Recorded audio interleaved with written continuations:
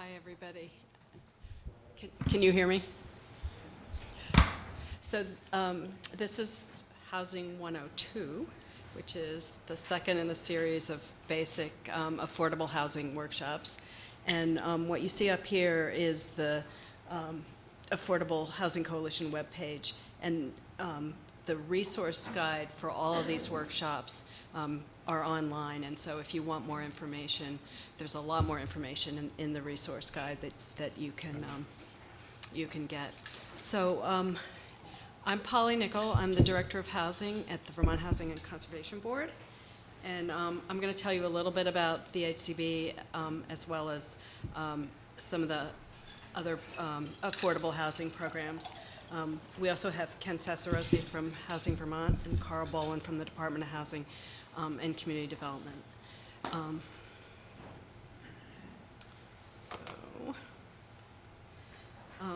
So the Vermont Housing and Conservation Board is a quasi-governmental agency. We were created by the Vermont legislature in 1987, and our statute says that we're supposed to meet the dual goals of creating affordable housing for Vermonters and conserving and protecting Vermont's agricultural land, historic properties, important natural areas, and recreational lands. We're governed by a board. The board's appointed both by the governor and the legislature. We have 4 ex officio members and 7 public members. And one thing that is really key to us, and it's in our statute, is perpetual affordability. So we were created in the late 80s when a lot of affordable housing that had received federal subsidy during the 70s and early 80s was being prepaid by the owners, and people were being displaced. And so the governor and the legislature at the time wanted to make sure that if the state of Vermont invested in affordable housing, that subsidy wasn't lost. And so that's why we have permanent or perpetual affordability as part of our mission. And in the 27 years that we've been in existence, we've funded over 11,000 units of affordable housing. So we're a funder. The state money that we give out comes from the property transfer tax, the real estate transfer tax. And during fiscal year 14, which is what we're in now, there is $6.5 million in state funds that's going to fund housing of various sorts through VHCB. Home ownership, we fund rental housing, we fund mobile home parks, we fund transitional housing for people who were formerly homeless, coming out of prison, whatever. We have funded a variety of emergency shelters, as well as housing for a number of special populations. And we also fund the Vermont Center for Independent Living's home access program. The money that we have for this fiscal year is already committed. We're hoping to be recapitalized in the middle of next year, and we may begin bringing new applications for funding to our board in March of 2014.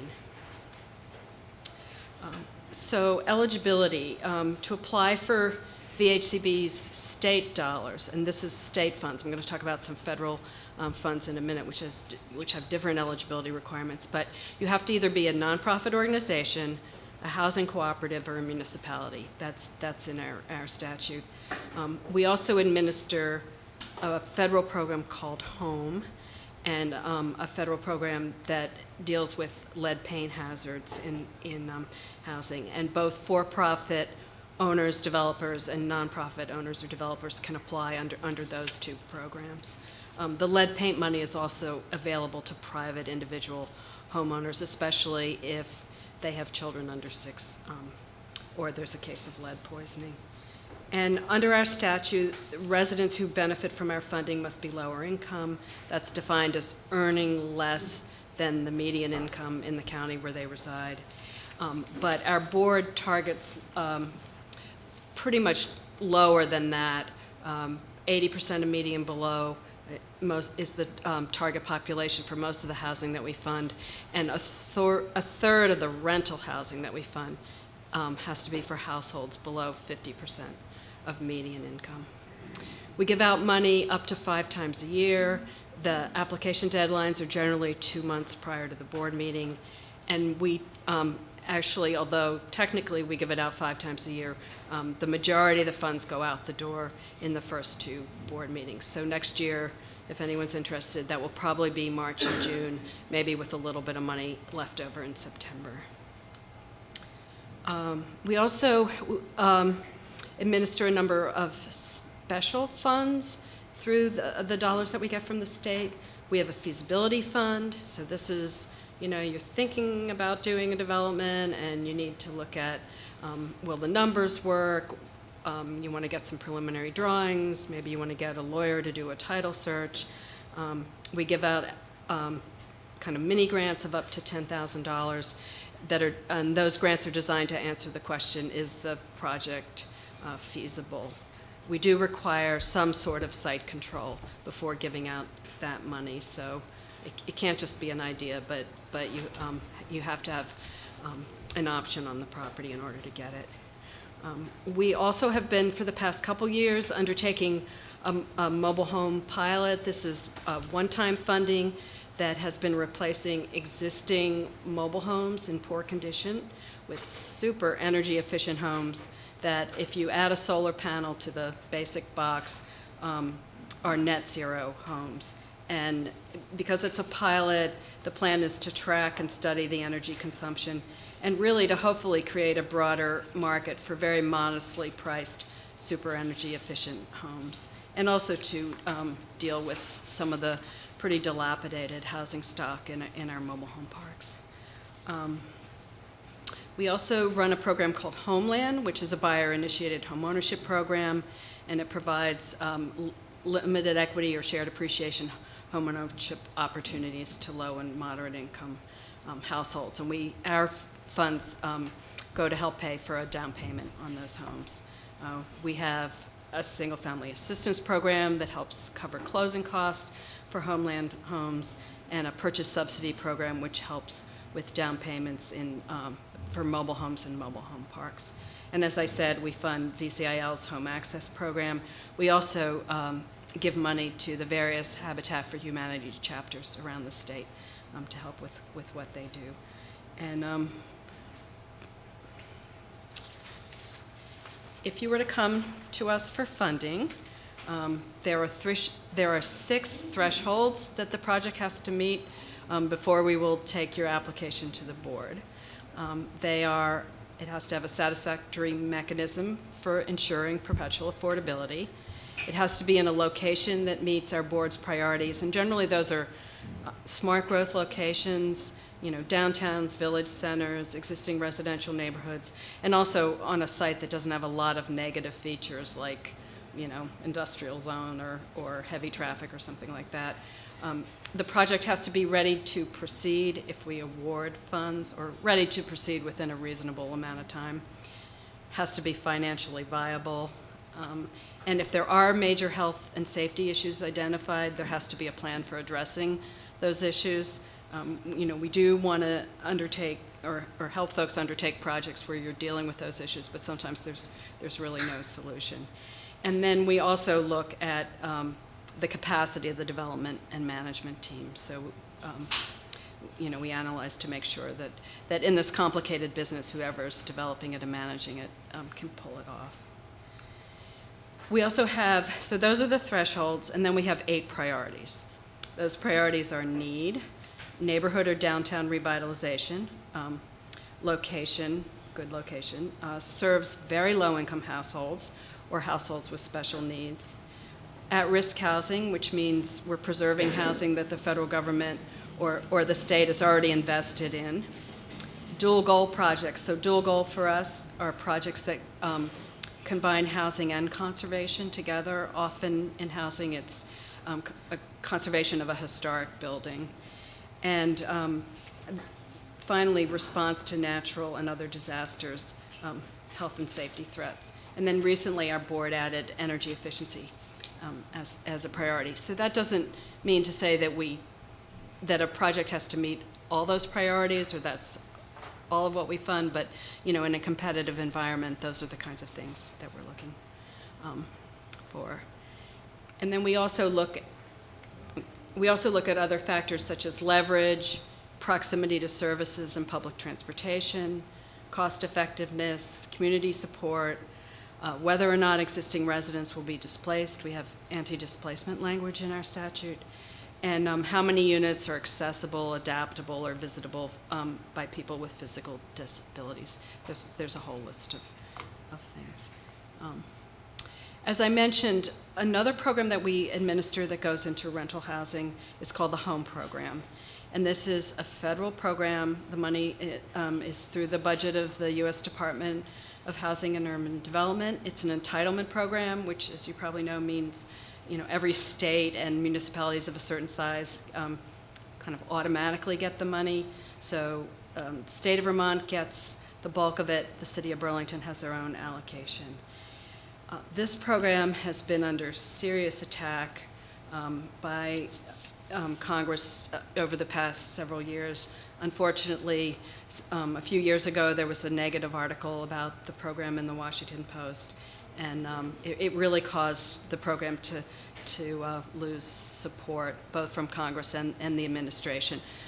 It was during the recession, and the article focused on projects, fortunately, elsewhere in the country, not in Vermont, but that kind of died half-built because of the recession. And so nationally, the Home Program has suffered a 50% cut. So that's really impacted how much money we have to give out.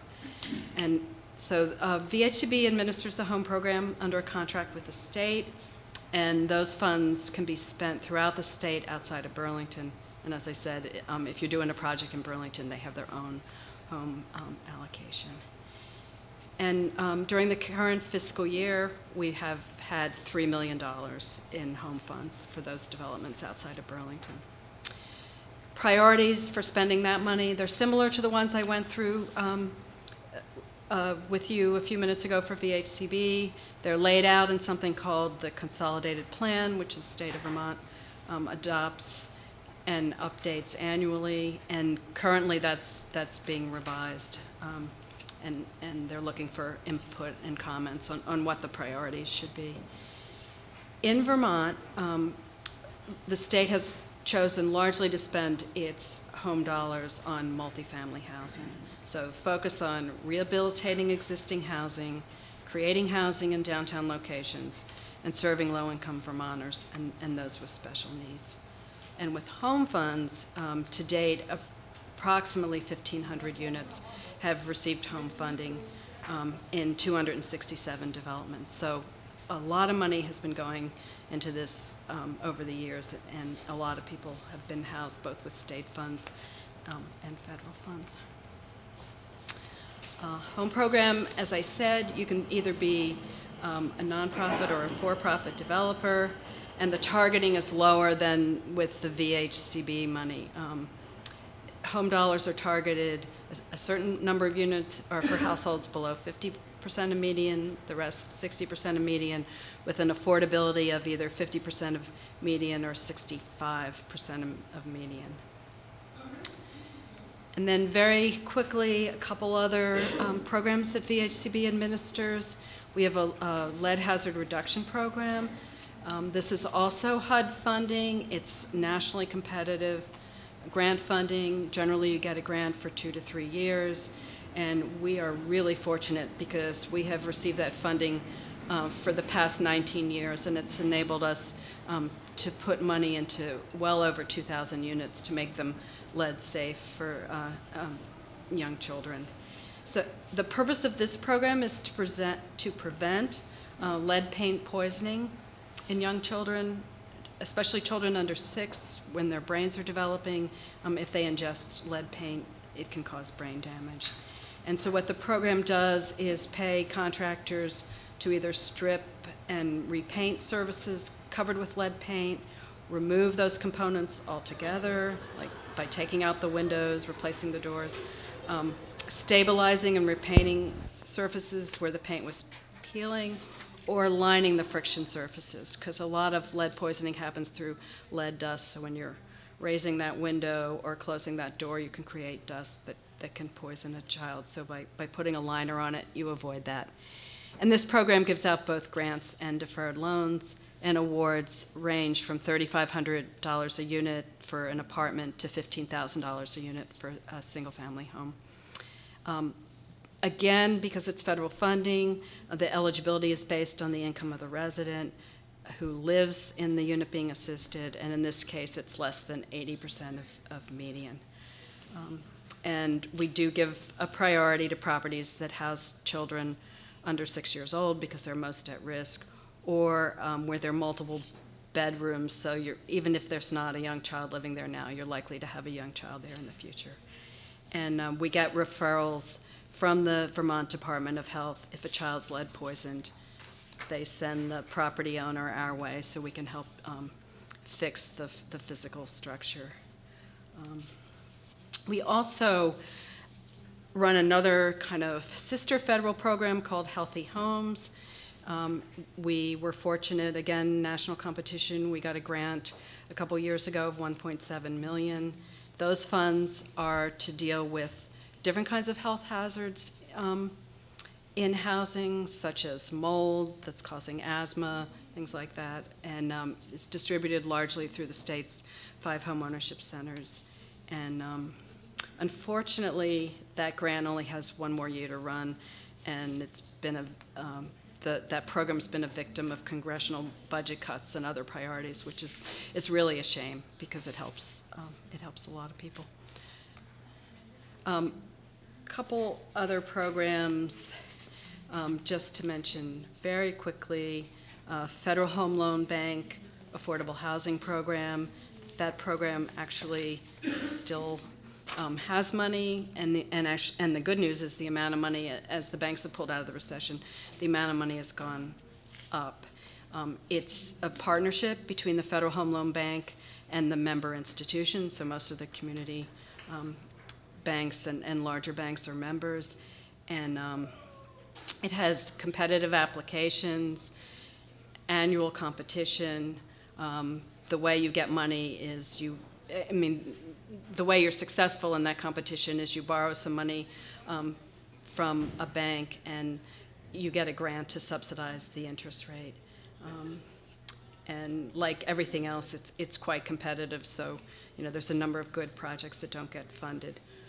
But that program's priorities are projects that finance the purchase, construction, and rehab of owner-occupied housing for very low, and moderate-income households. Second one is projects that finance the purchase, construction, or rehabilitation of rental housing, of which at least 20% of the units will be occupied by and affordable to very low-income households for 15 years. And then the Boston office of the bank also gives extra points for preservation projects, so preserving existing affordable housing. And you can use the funds to cover the direct cost of producing or financing affordable housing in New England.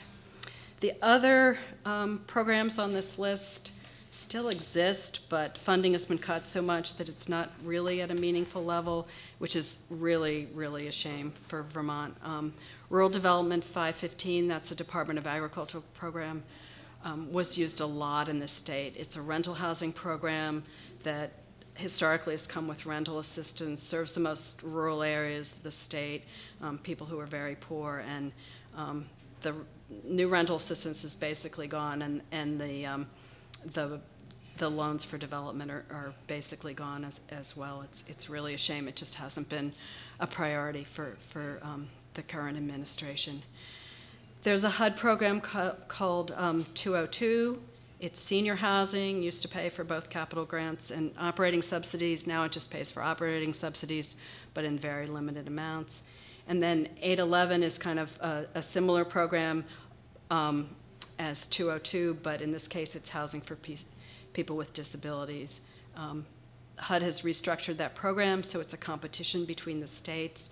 Vermont applied in the first round, it wasn't successful, and the Vermont Housing Finance Agency is the applicant. They're trying again, and the purpose of the program is to integrate people with disabilities into housing for the general population. So that's a really, really very, very quick overview of some of the resources that are out there for affordable housing, and Carl's going to tell you about some more. Do you have any healthy homes money lying around? We have a little bit left. I think I saw. Expiring when? The program expires at the end of next year. The end of 2015. 15, yeah, and it's available through the 5 homeownership centers. So Champlain Housing Trust, NeighborWorks of Western Vermont, Wyndham and Windsor Housing Trust, Central Vermont Community Housing Election. Authority who's doing rehabilitation apply for it as a proper applicant? Or does it have to be a homeowner?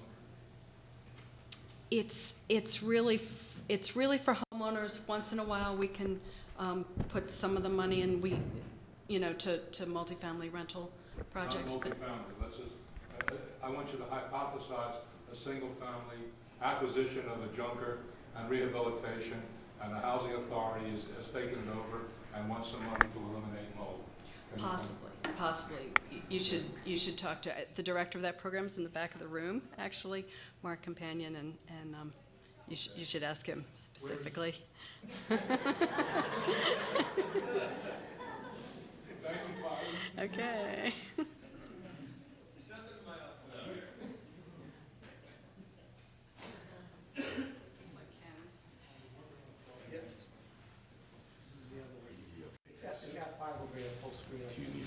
I think I'm okay. You should be right It's in the middle there. block. That's you. This one? Yeah, that's you. Just double click on it. And yeah, you have to backside. F5. F5. There you go. Okay. Hi, everyone. If you were here to hear Josh Hanford, he's not here. I'm going to try something. Is this working? Do I have to stay in a certain area for the camera? As long as you're using a mic, you should be fine with that. Is that working? Test, test. It's on. Okay. It's working. So, hi, everyone. My name's Carl Bolin. And I found out this morning that I'm going to pinch hit for Josh and talk about the Community Development Program, which we call the Vermont Community Development Program, but in the federal language, I will turn off the other mic. You gotta turn off that. I'll just do it from here. It's the Community Development Block Grant Program, known as CDBG, and I'll walk you through some of the requirements of that. And before I start, how many of you have any experience with the Vermont Community Development Program, have applied or worked with it? 1, 2, 3. And how many of you thought that was a good experience or a bad experience? Good? We're taking notes. Well, if you've had a bad experience, I'd love to hear about it, because the goal is to have it be a workable program.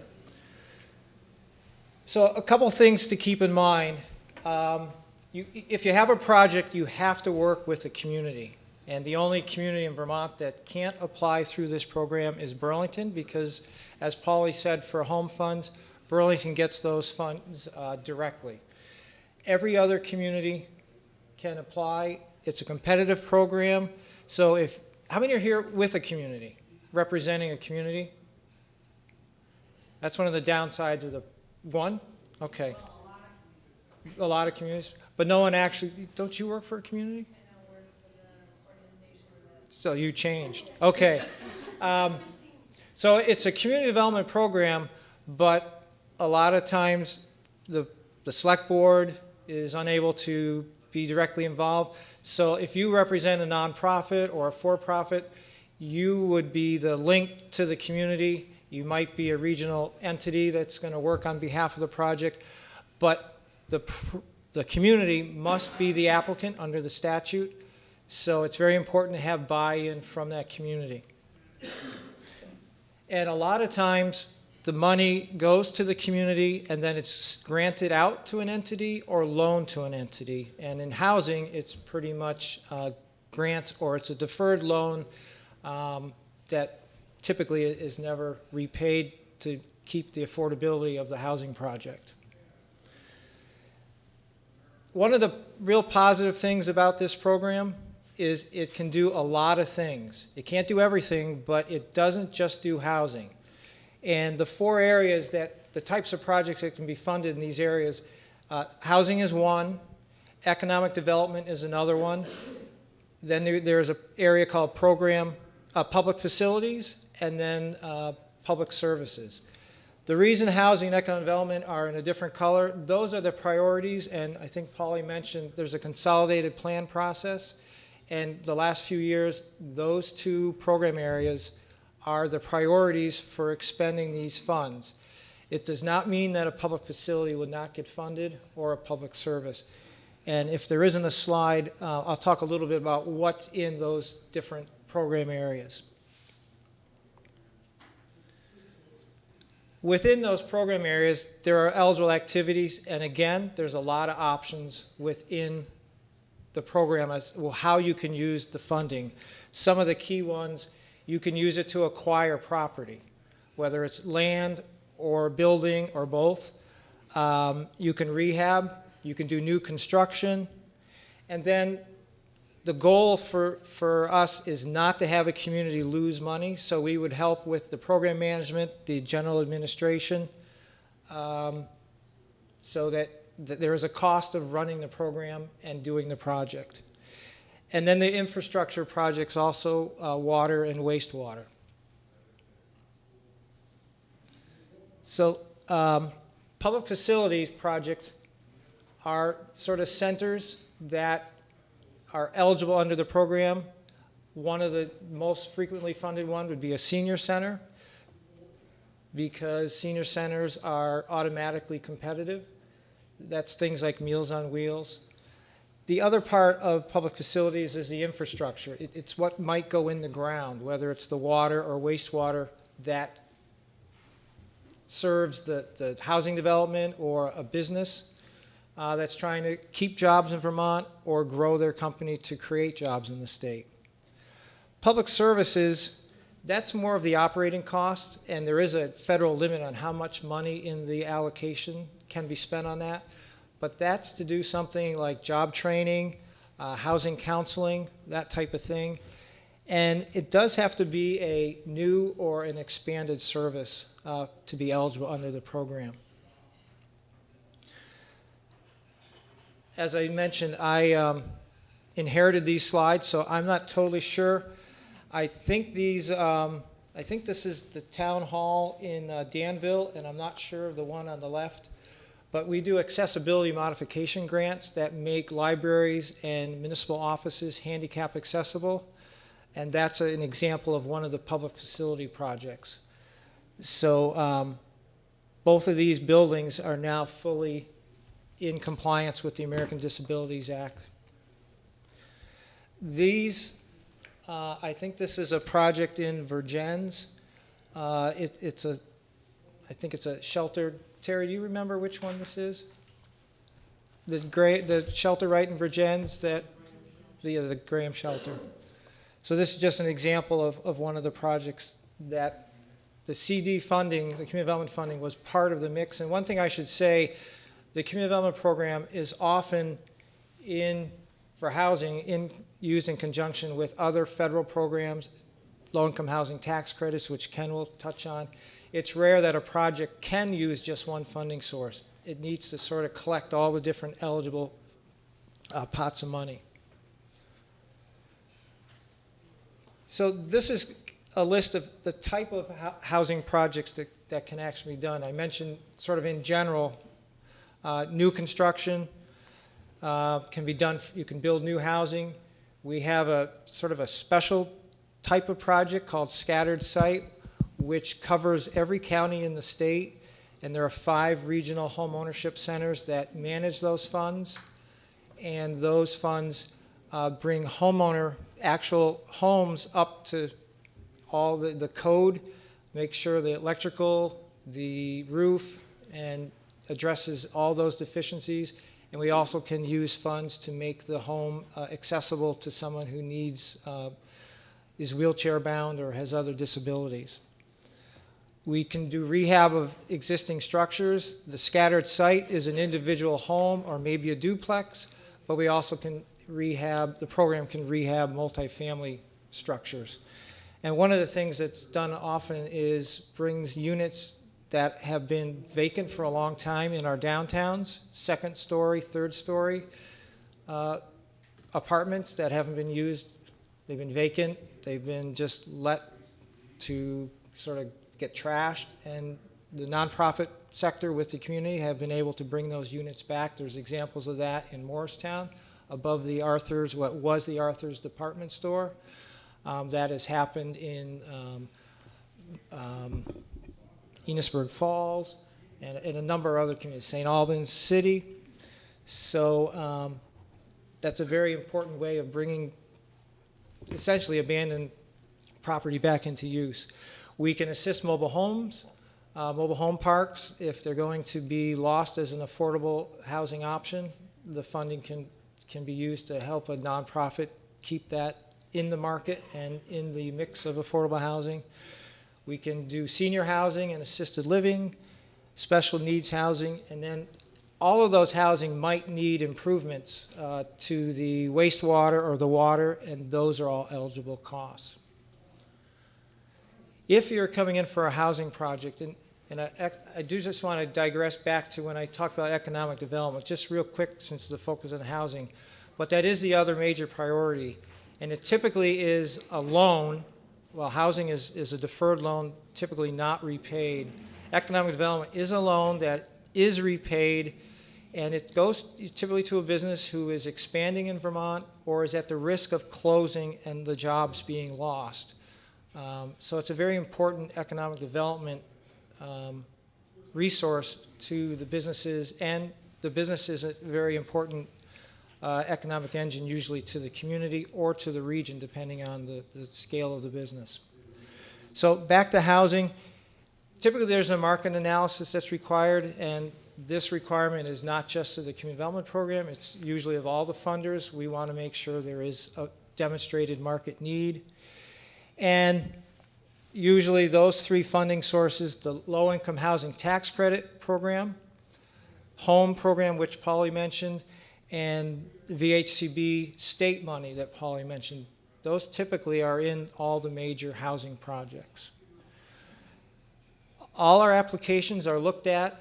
It's competitive, and in terms of whether it's economic development, public facilities, or housing, an applicant needs to show the project need, that the project is needed, needs to show the ability of what you're proposing that will have a positive impact, and that it's feasible, and not just that you have the monies in hand, but that it actually would be sustained if it's something that is not a one-time project. The project, I'm one of the staff people, and I should explain there's three of people with my job responsibilities, and we divide up the state, so we each have a third of the state essentially. You work with us. We try to be totally accessible, email, phone. There's a community development board appointed by the governor, and most grants appear. The applicant appears before that board, does a presentation. That board makes a recommendation. The secretary of agency makes the final decision.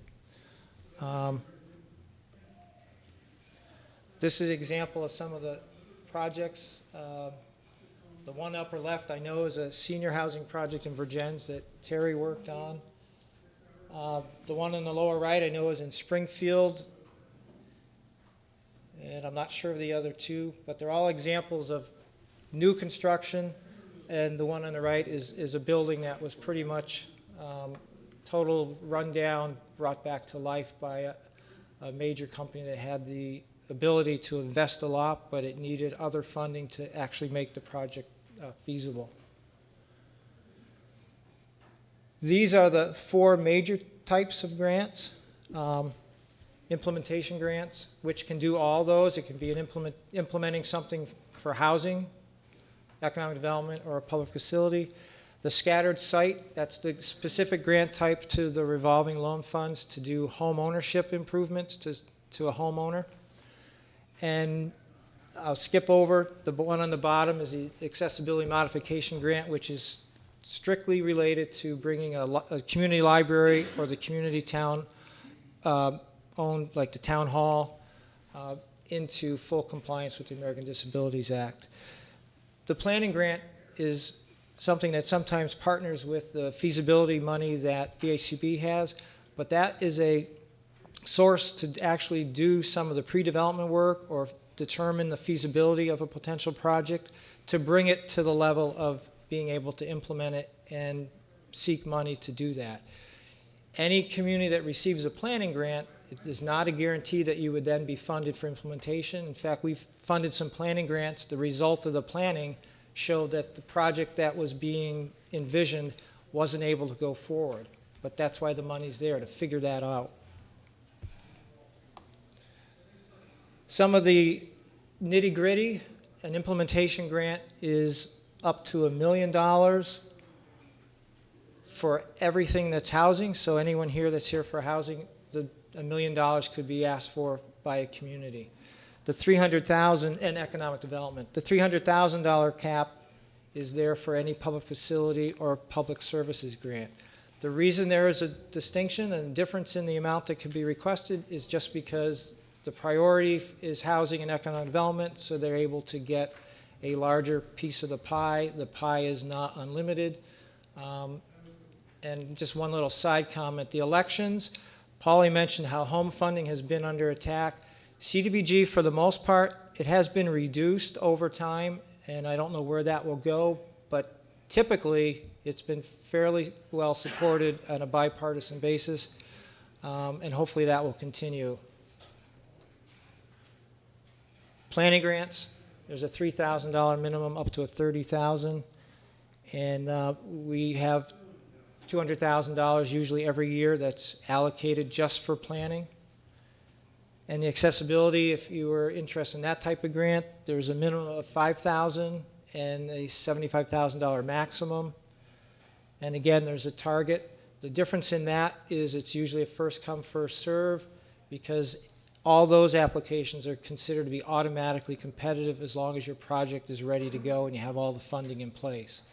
And just for the record, we've never run out of money in the year before we can replenish the pot.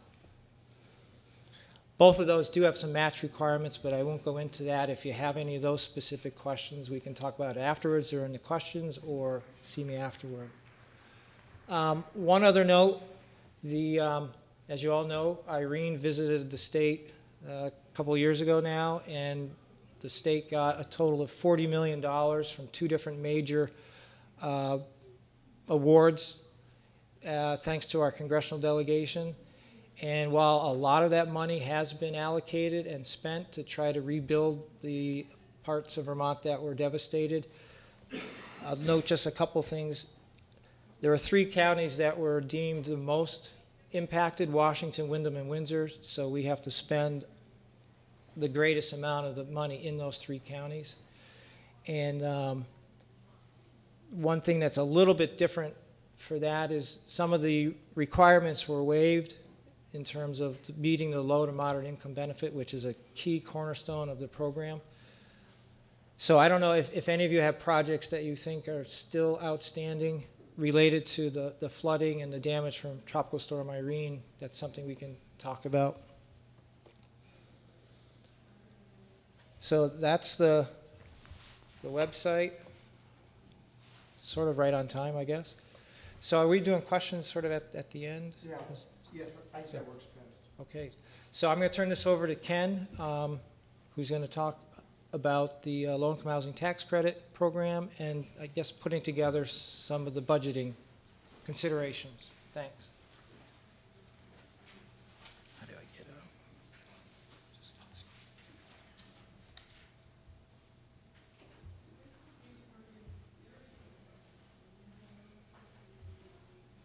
There.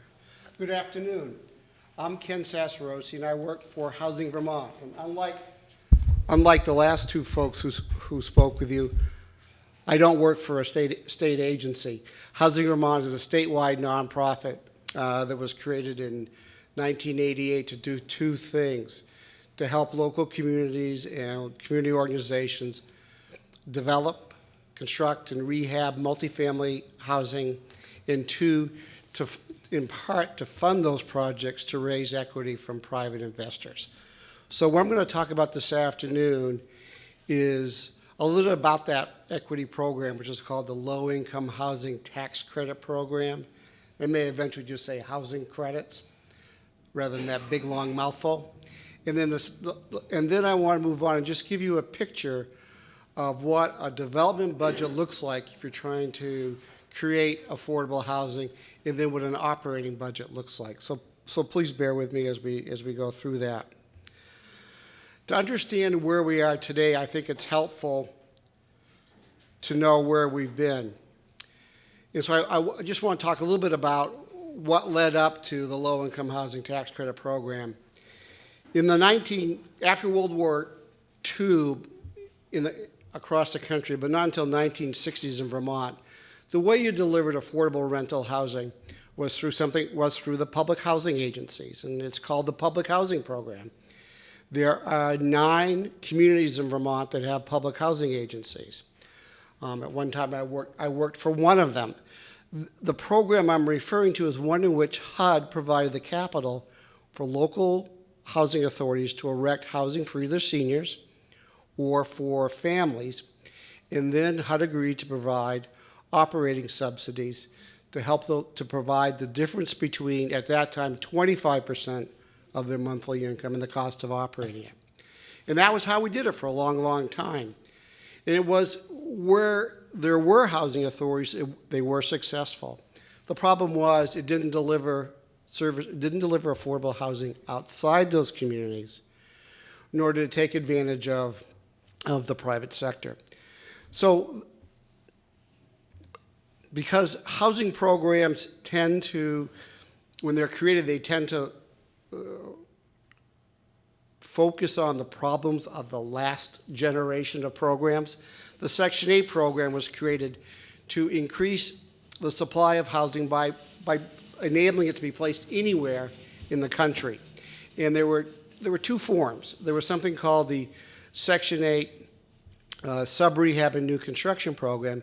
In that program, HUD didn't provide the capital to build the housing, but it did agree to provide a 20, 25, 30-year contract in which they agreed to pay the difference between, at that time, 25% of the adjusted monthly income and what it cost to run the project. And then developers went to agencies like the Vermont Housing Finance Agency to get the financing to build it. And that was a very successful program.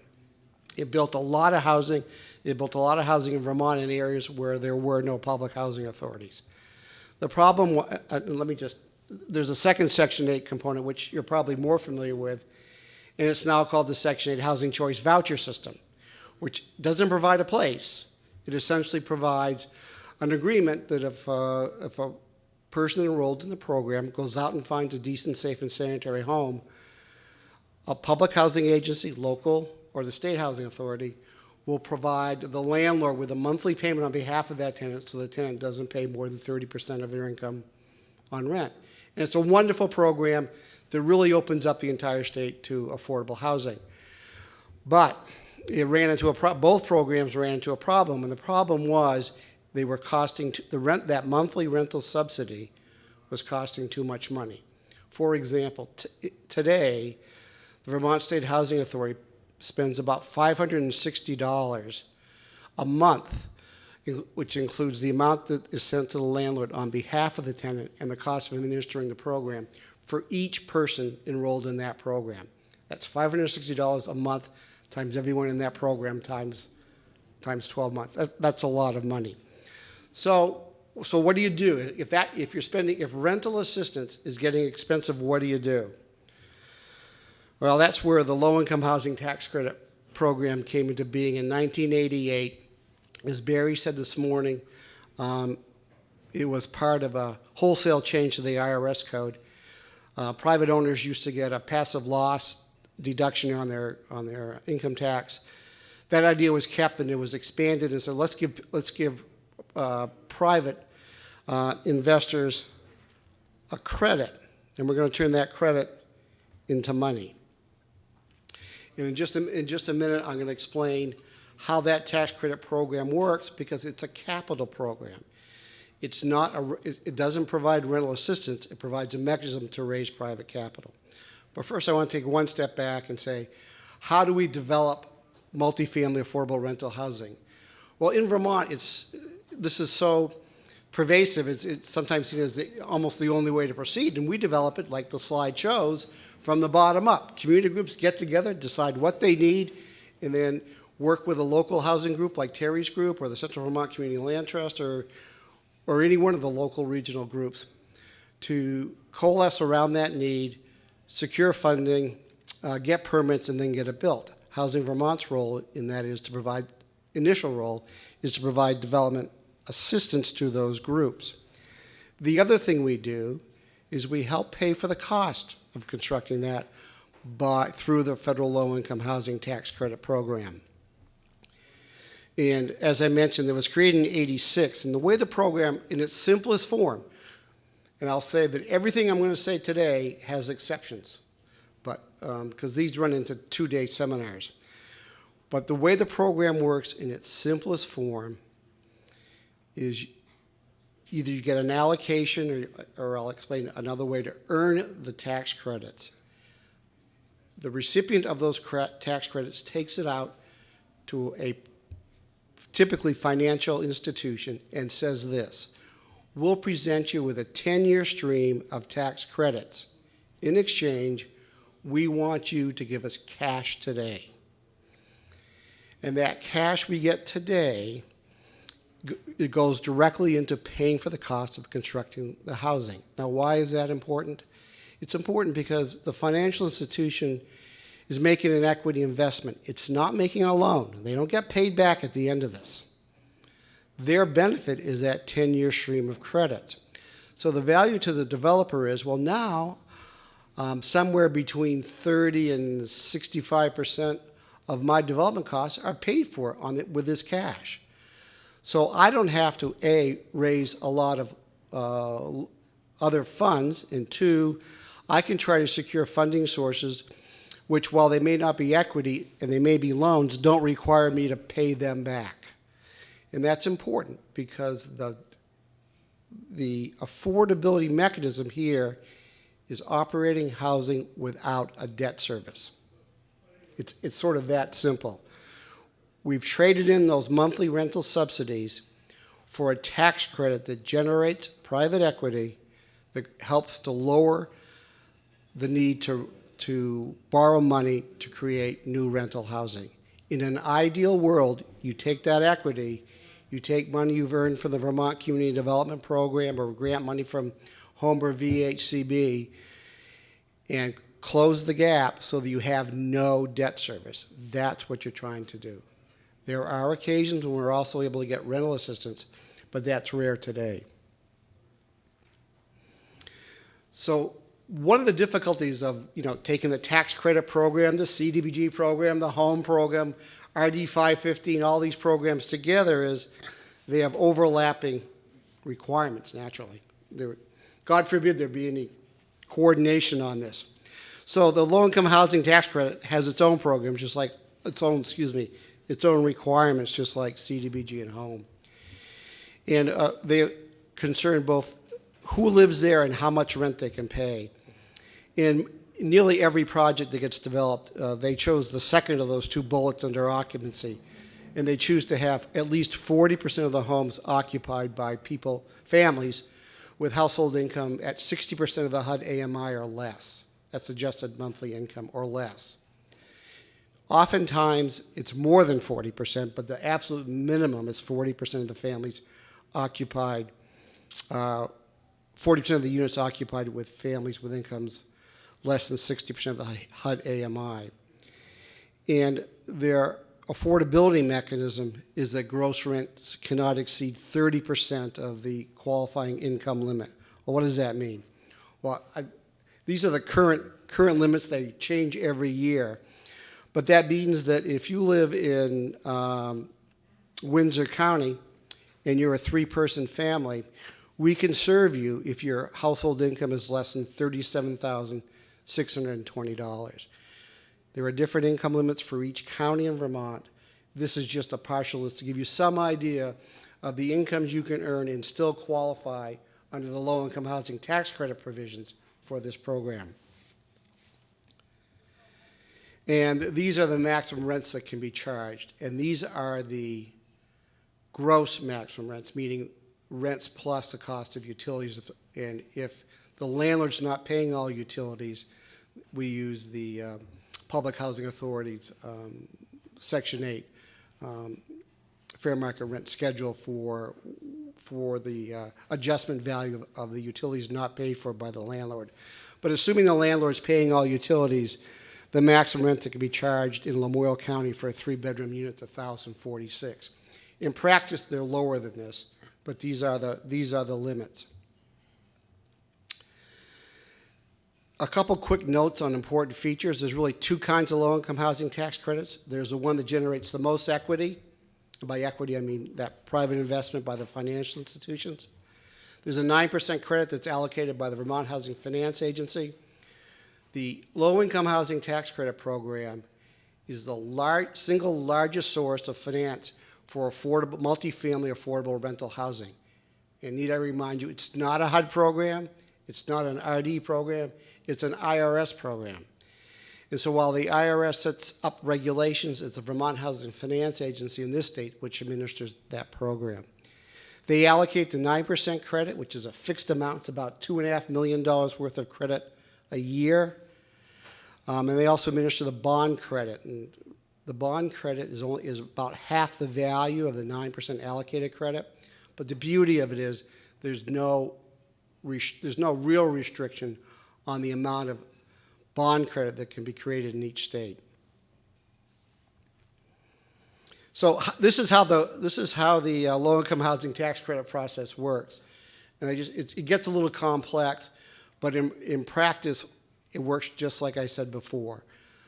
A housing developer gets either an allocation of the low-income housing tax credits from VHFA, or gets bond financing for the construction loan to qualify for the 4% credit, goes to a syndicator like Housing Vermont or Enterprise or other syndicators, who takes that proposal, brings it to a financial institution, typically a bank, although in Vermont, insurance companies are also tax credit investors, and makes that deal. Says, strikes a deal where the institution provides cash up front for a 10-year stream of credits. So, as I mentioned, that what the investor gets is simply a stream of credits. So why do they participate? Well, a prime motivation for banks is to meet their Community Reinvestment Act responsibility. As Barry mentioned before, banks are required to invest in the community. Investing in low-income housing tax credits is one way to get an outstanding rating. They also get a good return on investment, which fluctuates as yields in other markets fluctuate. And you can banks, especially Vermont banks, are concerned about what's happening in the community. This is a way for them to invest, get a return, yet still provide some community development capital, so that their service area is well served and prosperous. What do they risk? I mentioned before there's no mortgage. And I mentioned before that they provide capital in the first year and then get a 10-year stream of credits after that. If the project falls out of compliance, they lose the credits. Now, while the local organizations, local developers may provide some kind of guarantee, the potential loss is multiples of what that guarantee is. In Vermont, we have never, at least in the Housing Vermont associated property, and we have about, with our local partners, we've developed about 4,800 units and have raised about $280 million in this program. We've never lost, we've never had an investor who lost a credit. So it works because the industry polices itself. It works in part because we use some of the private sector rigor, which the banks will impose. And I think it works because in Vermont we have a highly developed affordable housing delivery system. I'm not going to get into, I'm going to use an example. Excuse me. This always runs longer than I thought. So we're going to take a project that's described in that slide. And by the way, the slides are available both on the conference website and on the Affordable Housing Coalition website. 17 units, 14 of which are LIHTC, low-income housing tax credit units. The amount of the credit is a function of the eligible basis in the project, which is roughly the depreciable property. And the calculation is pretty simple. You look at the depreciable basis of the property. In this example, it's $4.27 million. If the property had all its units occupied by low-income housing tax credit eligible households, we could use 100%. But in this example, only 14 are. So you can't take the 4.27 million. You have to take only 82% of that. That's 3.5 million. There is a provision so that you can get a boost on that. This project is eligible for that boost, which means that your eligible basis is up to nearly 4.6 million. Well, this is a 9% project, so you multiply the 4.6 million by 9% and then by 10 years, and that means it generates $371,000 worth of credits each year for 10 years, or 3.7 million over the term. If an investor is paying 87 cents, why don't they pay $1? Well, the reason you don't pay $1 is they got to wait for some of those credits for 10 years. So you're not going to pay somebody $1 today to get $1's worth of benefit 10 years from now, so they discount it. So that project ends up creating about $3.2 million worth of equity. I know I ran through that fast, but if you want to if you have any interest in knowing more about the mechanics, again, please see the website. There are other credits we work with, historic rehab and state tax credits. State tax credits are becoming increasingly more important, and Vermont's to be congratulated for using credits as a way to finance developments. I'm going to show you quickly a sample development budget. I mentioned that we have to get, and this is roughly of a 27-unit sub-rehab project, which has 21 of the 27 units in the low-income housing tax credit program. This is a pretty realistic example. You can see that about half of the total development costs were raised from tax credit equity. That's the first line. But every other source had to be brought to bear in order to pay the full development costs. That means a mortgage. Remember I said we'd try to get to have zero debt? In this case, it didn't happen. There's a mortgage, so every month there's a small must-pay debt. A UDAG loan is a sort of like CDBG before CDBG. So it's a HUD loan.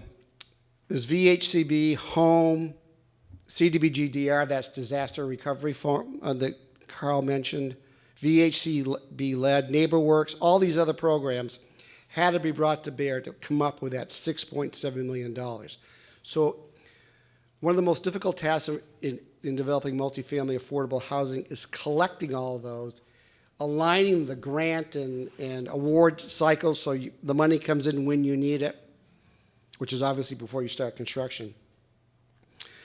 So this pie chart shows the relative sources of money, with the light blue being equity and that gray chunk being several HUD programs.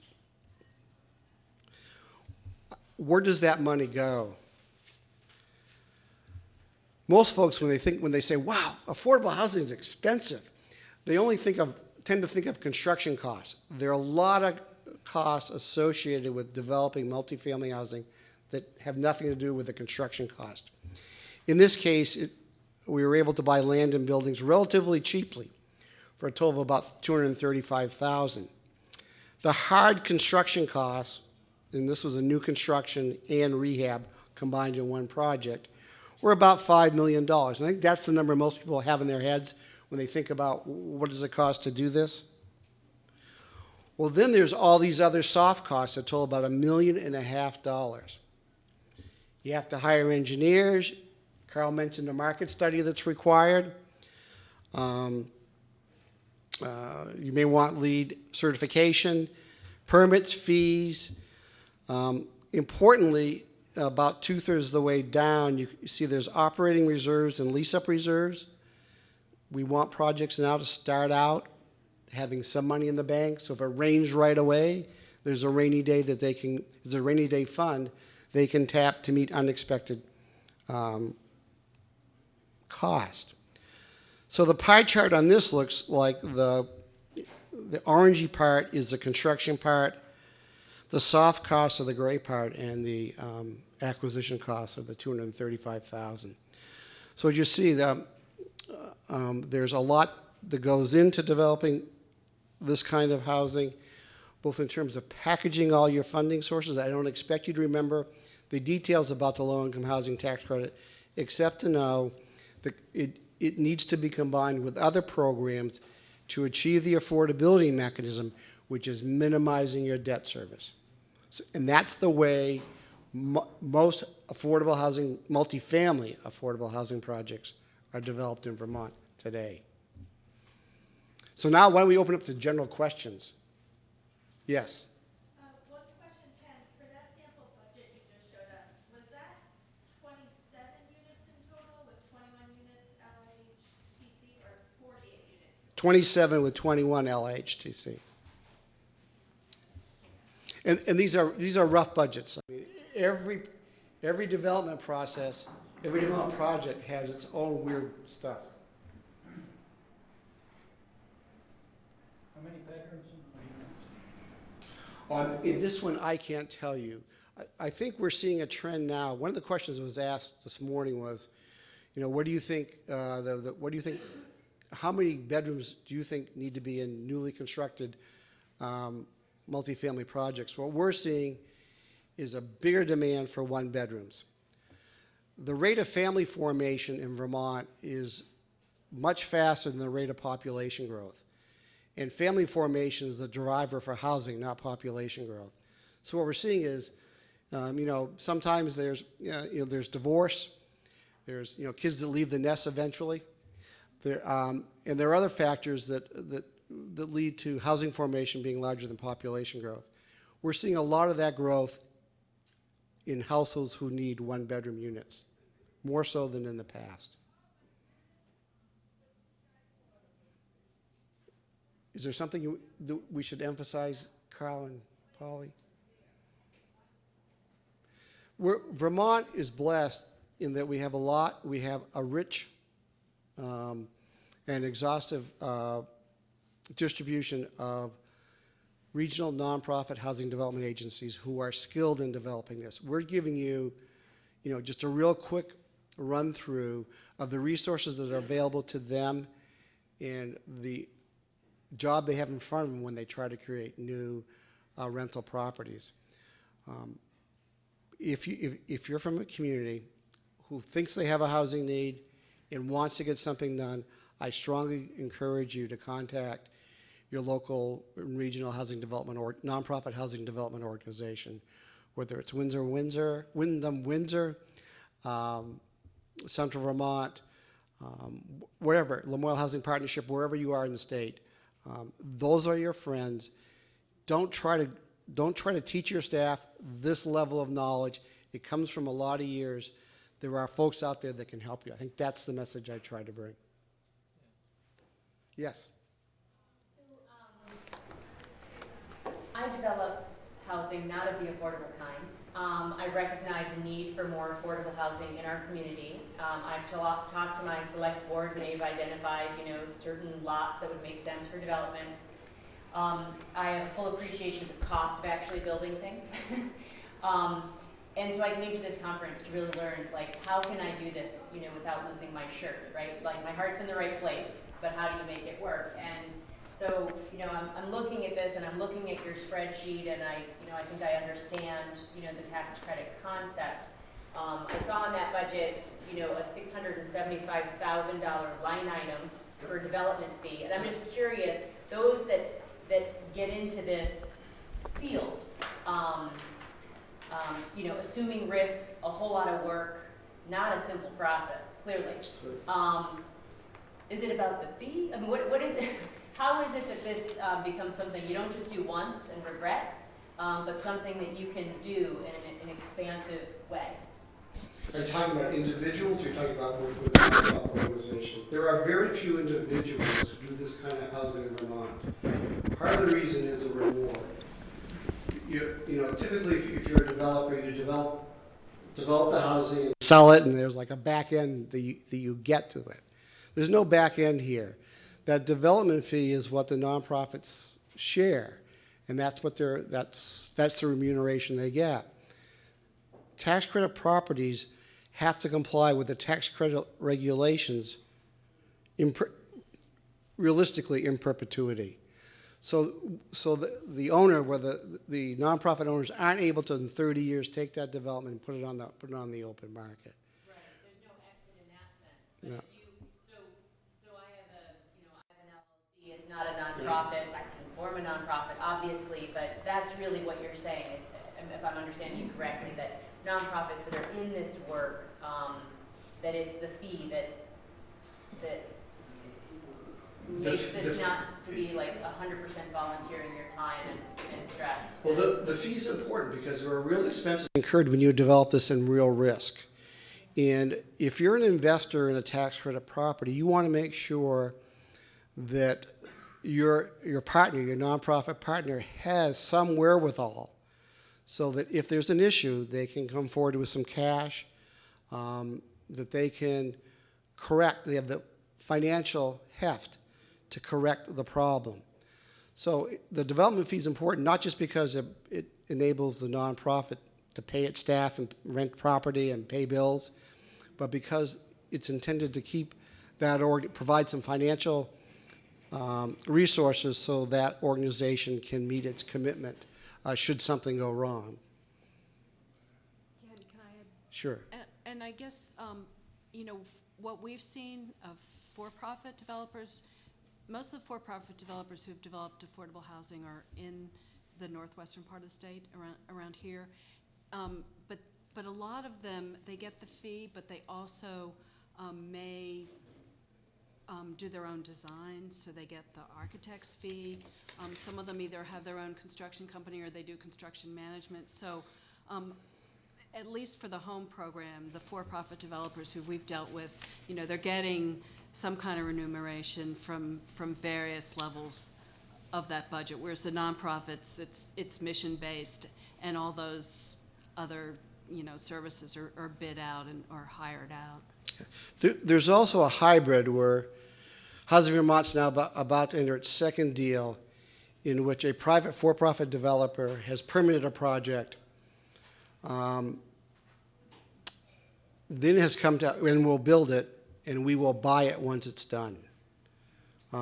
That can be, there are certain circumstances when that's a very effective model. It can bring some of the savings that a private developer gets through its vertical